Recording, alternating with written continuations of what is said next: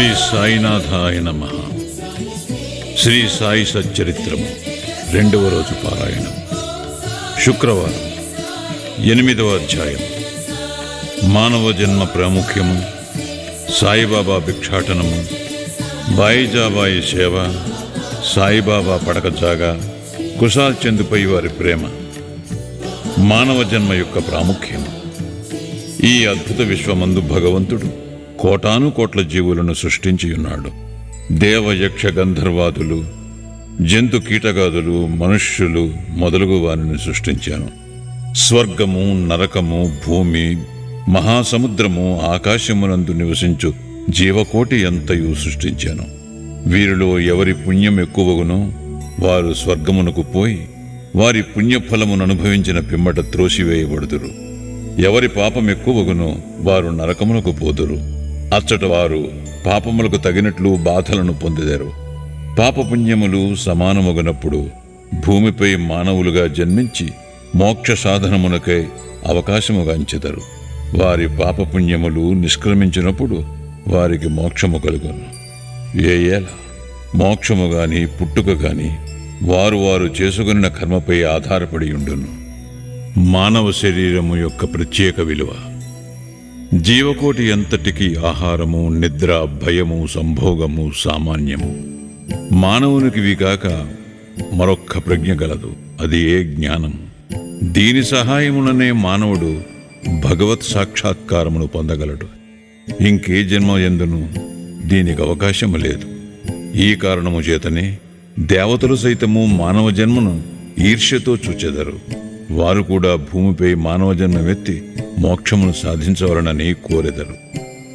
కొంతమంది మానవ జన్మము చాలా నీచమైనదనియు, చీము, రక్తము, మలములతో నిండియుండునియు, తుదకు శిథిలమై రోగమునకు మరణమునకు కారణమగుననియూ నందురు.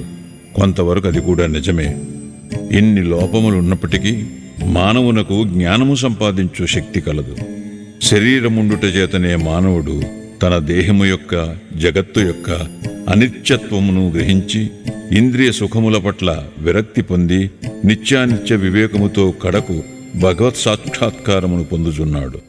శరీరము మలభూయిష్టమైనదని నిరాకరించినచో మోక్షమును సంపాదించే అవకాశము పోగొట్టుకునేదము. దేహమును ముద్దుగా పెంచి విషయ సుఖములకు మరిగినచో నరకమున పడదము.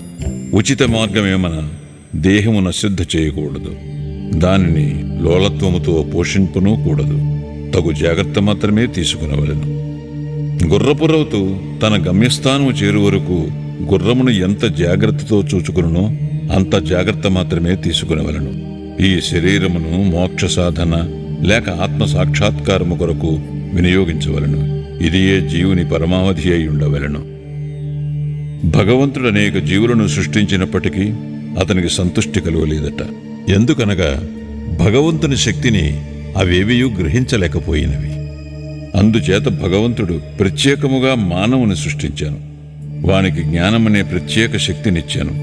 మానవుడు భగవంతుని లీలలను, అద్భుత కార్యములను, సేమూషి విజ్ఞానములను చూచి పరవశముందినప్పుడు భగవంతుడు మిక్కిలి సంతుష్టి చెంది ఆనందించును.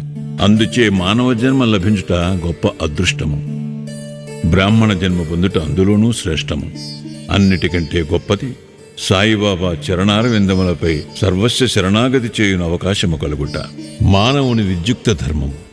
మానవ జన్మ విలువైనదనియు దానికి ఎప్పటికైనను మరణము అనివార్యమనియు గ్రహించి మానవుడెల్లప్పుడూ జాగరూకుడై ఉండి జీవిత పరమావధిని సాధించుటకై యత్నించవలేను. ఏ మాత్రమును అశ్రద్ధగాని ఆలస్యమును గాని చేయరాదు. త్వరలో దానిని సంపాదించుటకు యత్నించవలను. భార్య చనిపోయిన వాడు రెండవ భార్య కొరకెంత ఆతురతపడునో, తప్పిపోయిన యువరాజుకై చక్రవర్తి ఎంతగా వెతక యత్నించునో అటులనే విసుగు విరామము లేక రాత్రింబవళ్లు కృషి చేసి ఆత్మ సాక్షాత్కారమును సంపాదించవలను. బద్ధకమును, అలసతను, కునుకుపాట్లను దూరమునర్చి అహోరాత్రములు ఆత్మయందే ధ్యానము నిలుపవలను. ఈ మాత్రము చేయలేనిచో మనము పశుప్రాయులమగుదుము. తక్షణ కర్తవ్యము. మన ధ్యేయము సత్వరము ఫలించు మార్గమేదనా వెంటనే భగవత్ సాక్షాత్కారము పొందిన సద్గురువు వద్దకేగుట. ఆధ్యాత్మికోపన్యాసములు ఎన్ని వినినప్పటికీ పొందనట్టిదియు ఆధ్యాత్మిక గ్రంథములు ఎన్ని చదివినను తెలియనట్టిదియునగు ఆత్మ సాక్షాత్కారము సద్గురువుల సాంగత్యముచే సులభముగా పొందవచ్చును. నక్షత్రములన్నీయూ కలిసి ఇవ్వలేని వెలుతురును సూర్యుడెట్టు ఇవ్వగలుగుచున్నాడో అట్లనే ఆధ్యాత్మికోపన్యాసములు గ్రంథములు ఇవ్వలేని జ్ఞానమును సద్గురువు విప్పి చెప్పగలడు. వారి చర్యలు సామాన్య సంభాషణలే మనకు మౌన ప్రబోధములు. శాంతి, క్షమ, వైరాగ్యము, దానము, ధర్మము, మనోదేహములను స్వాధీనమందుంచుకొనుట, అహంకారము లేకుండట మొదలగు శుభలక్షణములను వారి ఆచరణలో చూచి భక్తులు నేర్చుకొందురు.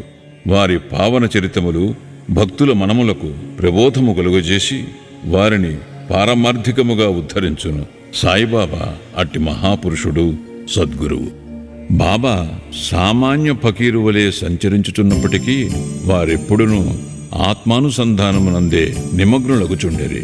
దైవభక్తి గల పవిత్ర హృదయులు వారికి సదా ప్రీతిపాత్రులు. వారు సుఖములకు పొంగువారు కారు, కష్టముల వలన కృంగిపోవారు కారు. రాజైనను నిరుపేదైనను వారికి సమానమే. తమ దృష్టి మాత్రమున ముష్టివాణిని చక్రవర్తిని చేయగల శక్తి ఉన్నప్పటికీ బాబా ఇంటింటికి తిరిగి భిక్షనెత్తిడివారు. వారి భిక్ష ఎట్టిదో చూద్దాము. బాబా యొక్క భిక్షాటనము. షిరిడీ జనులు పుణ్యాత్ములు. ఎందుకనగా వారి ఇండ్ల ఎదుటనే కదా బాబా భిక్షుకుని వలె నిలచి, అమ్మా రొట్టె ముక్క పెట్టు అనచూ దానిని అందుకున్నట్టుకు చేయి సాచిడేవారు. చేత ఒక రేకు డబ్బా పట్టుకుని భుజానికి ఒక గుడ్డజోలి తగిలించుకుని భిక్షాటనకు పోయేవారు. బాబా కొన్ని ఇండ్లకు మాత్రమే భిక్షకు పోయేవారు. పులుసు, మజ్జిగ వంటి ద్రవ పదార్థములు, కూరలు మొదలగునవి రేకు డబ్బాలో పోసుకొనడివారు. అన్నము, రొట్టెలు మొదలగునవి జోలులో వేయించుకునేవారు. బాబాకు రుచి అనున్నది లేదు. వారు జిహ్మను స్వాధీనం అందించుకునేది కాన అన్ని పదార్థములను రేకు డబ్బాలోనూ జోలెలోనూ వేసుకునేవారు. అన్ని పదార్థములను ఒకేసారి కలిపివేసి భుజించి సంతుష్టి చెందేవారు. పదార్థములు రుచిని పాటించేవారు కాదు. వారి నాలుకకు రుచి అనున్నది లేనట్లే కనిపించుచుండెను. బాబా భిక్షకు ఒక పద్ధతి, కాలనియమము లేకుండెను. ఒక్కొక్క దినము కొన్ని ఇండ్ల వద్ద మాత్రమే భిక్ష చేసేవారు. ఒక్కొక్కసారి 12 సార్లు కూడా భిక్షకు వెళ్ళేవారు. భిక్షలో దొరికిన పదార్థములనన్నిటినీ ఒక మట్టి పాత్రలో వేసేవారు. దానిని కుక్కలు, పిల్లులు, కాకులు విచ్చలవిడిగా తినుచుండేవి. వాటిని తరిమేవారు కాదు. మసీదు తుడిచి శుభ్రము చేయు స్త్రీ 10-12 రొట్టె ముక్కలను నిరాటంకంపుగా తీసుకునిచుండేది. కుక్కలను, పిల్లులను కూడా కలలో సైతము అడ్డు పెట్టని వారు ఆకలితోనున్న పేదల ఆహారమునకు అడ్డు చెప్పుదురా? ఫకీరు పదవియే నిజమైన మహారాజు పదవి అని, అదే శాశ్వతమని, మామూలు సిరి సంపదలు క్షణభంగురాలని బాబా అనుచుండేవారు. ఆ పావన చిరతని జీవితము వంటి జీవితమే కదా మిగుల ధన్యమైనది. మొదట షిరిడీ ప్రజలు బాబాను ఒక పిచ్చి ఫకీరుని భావించి అటులనే పిలిచెడవారు. భోజనోపాధికై రొట్టెముక్కలకై గ్రామంలో భిక్షనెత్తి పొట్టపోసుకనుడు పేద ఫకీరన్నా ఎవరికైనా గౌరవము ఏమి ఉండును. కానీ ఈ ఫకీరు పరమ విశాల హృదయుడు, ఉదారుడు, ధనాపేక్ష లేశమాత్రము లేని నిరాసక్తుడు. బాహ్య దృష్టికి వారు చెంచులనిగను స్థిరత్వము లేని వారుగాను కనిపించునను లోన వారు స్థిరచిత్తులు. వారి చర్యలు అంతుబట్టనివి. ఆ కుగ్రామములో కూడా బాబాను ఒక గొప్ప మహాత్మునిగా గుర్తించి సేవించిన ధన్యజీవులు కొంతమంది గలరు. అట్టి వారిలో నొకరి వృత్తాంతం ఇక్కడ చెప్పబోచున్నాను. బాయిజాబాయి యొక్క ఎనలేని సేవ. తాత్యా కోతే పాటిల్ తల్లి పేరు బాయిజాబాయి. ఆమె ప్రతిరోజు మధ్యాహ్నము తలపై ఒక గంపలో రొట్టె, కూర పెట్టుకొని సమీపమందు ఉన్న చిట్టడివిలో ముండ్లు పొదలు లెక్క చేయక క్రోసుల కొద్దీ దూరము నడిచి ఆత్మధ్యానములో నిశ్చలముగా ఎక్కడో కూర్చునియున్న బాబాను వెతికి పట్టుకొని భోజనము పెట్టుచుండెను.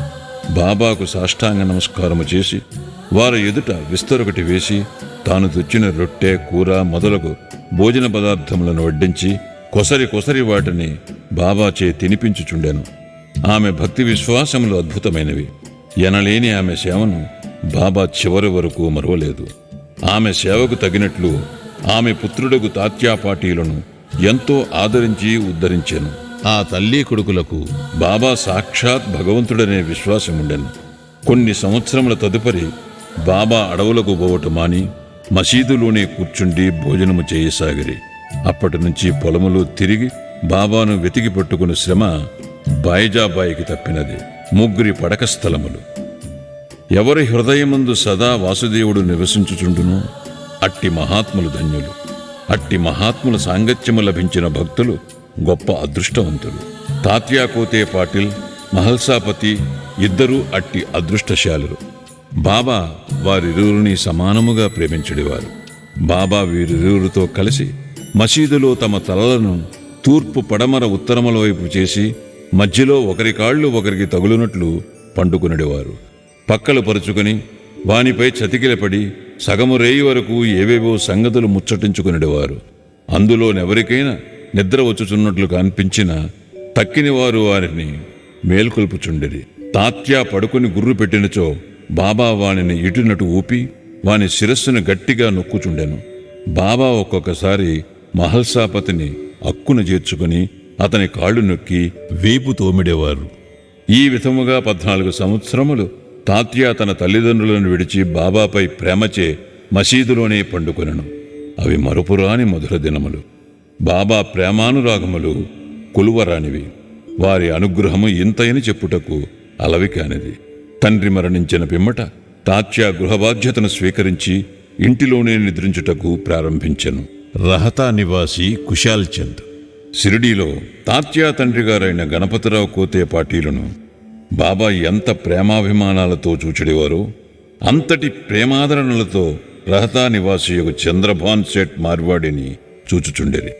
ఆ సేట్ మరణించిన పిమ్మట అతని అన్న కొడుకుయగు కుశాల్ చంద్ను కూడా మిక్కిలి ప్రేమతో చూచుచూ అహర్నిశలు వారి యోగక్షేమం మరయుచుండెరి. ఒక్కొక్కప్పుడు టాంగాలోను, మరొకప్పుడు ఎద్దులబండి మీదను బాబా తన సన్నిహిత భక్తులతో కలిసి రహతా పోవువారు. రహతా ప్రజలు భాజా భజంత్రీలతో ఎదురేగి బాబాను గ్రామ సరిహద్దు ద్వారము వద్ద దర్శించి సాష్టాంగ నమస్కారములు చేసేవారు. తర్వాత మహావైభవముగా బాబాను గ్రామములోనికి సాదరముగా తీసుకుని వెళ్ళేవారు. కుశాల్ చంద్ బాబాను తన ఇంటికి తీసుకుని పోయి తగిన ఆసనమందు కూర్చుండజేసి భోజనము పెట్టేవారు. ఇరువురును కొంతసేపు ప్రేమోల్లాసములతో ముచ్చటించుకునేవారు. తదుపరి బాబా వారిని ఆశీర్వదించి షిరిడీ చేరుచుండెడివారు. షిరిడీ గ్రామమునకు సమాన దూరములో ఒకవైపు దక్షిణమున రహత, మరోవైపు ఉత్తర దిశయందు నీమ్గాం ఉన్నవి. ఈ 2 గ్రామములు దాటి బాబా ఎన్నడూ ఎచ్చటికీ పోయి ఉండలేదు. వారెన్నడూ రైలు బండిలో ప్రయాణము చేసి ఎరుగరు. రైలు బండిని కనీసము చూచి కూడా ఉండలేదు. కాని సర్వజ్ఞుడైన బాబాకు బండ్ల రాకపోకలు ఖచ్చితముగా తెలియచుండెడివి. బాబా వద్ద సెలవు పుచ్చుకొని వారి ఆజ్ఞానుసారము ప్రయాణము చేయువారులకు ఏ కష్టములు ఉండేటివి కావు. బాబా ఆదేశములకు వ్యతిరేకముగా పోవారులు అనేక కష్టములు పాల్గొచుండెరి. అటువంటి కొన్ని సంఘటనలను మరికొన్ని ఇతర విషయములను రాబో అధ్యాయములో చెప్పెదను. 8వ అధ్యాయం సంపూర్ణం. సద్గురు శ్రీ సాయినాథార్పణమస్తు. శుభం భవతు.